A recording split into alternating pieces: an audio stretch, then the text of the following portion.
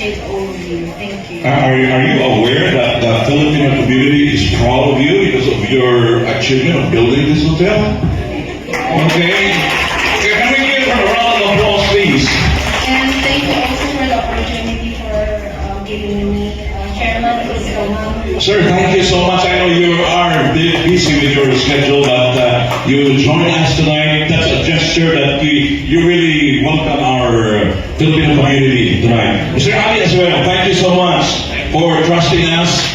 And if you are part of the social media influencers, please make sure that you can spread the information.